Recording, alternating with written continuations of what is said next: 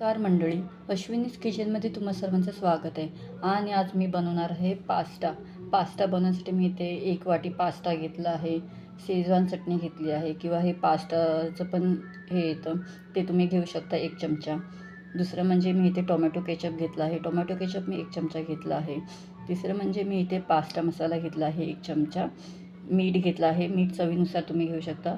Tomato घेतला आहे 1 कापलेला, कांदा घेतला आहे बारीक चिरलेला 1 आणि मसाला अर्धा चमचा घेतला आहे. चला मग सुरू करूया आता आपण पास्ता, ते पण चीजवालं, तर मी इथे चीज पण वापरणार आहे. चला मग सुरू करूया आता आपण आपली कृती. मी आता एका कढईमध्ये पाणी गरम करत आहे.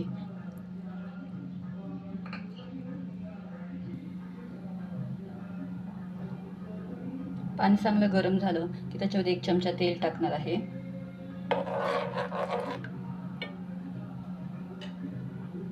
आणि त्यानंतर मी त्याच्यामध्ये हे पास्ता 1 वाटी टाकणार आहे.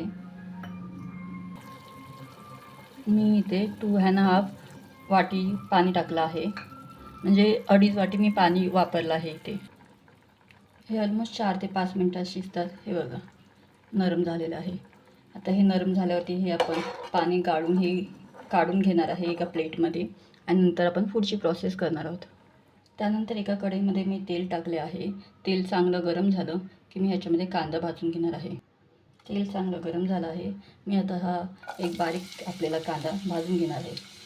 कांदा हलकासा सोनेरी होईपर्यंत भाजून घ्यायचा आहे, जेणेकरून कांद्यातला कच्चापणा निघून जाईल. तुम्ही बघू शकता कांदा हलकासा सोनेरी झाला आहे. तर आता ह्याच्यामध्ये मी एक बारीक आपल्याला टोमॅटो टाकणार आहे.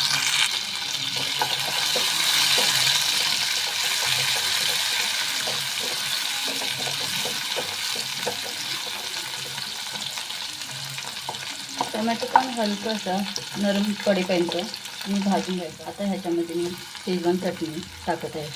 तुम्ही हवं तर ह्याच्या बदली पिझ्झा पास्ता सॉस पण वापरू शकता.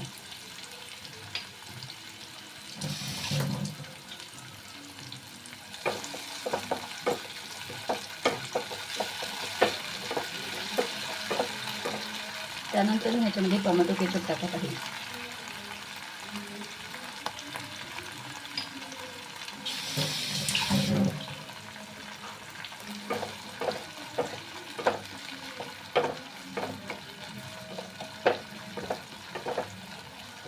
पिझ्झा मसाला टाकत आहे.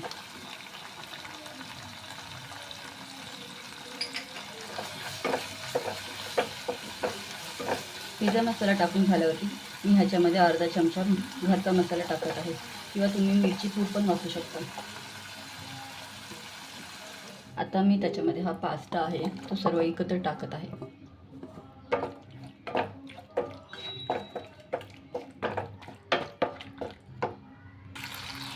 त्यानंतर मी ह्याच्यामध्ये चवीनुसार मीठ टाकत आहे.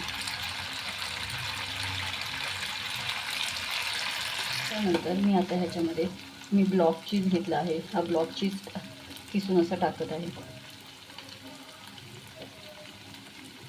चीजने ह्याची चव खूप छान येते, म्हणून मी ह्याच्यामध्ये चीज टाकत आहे.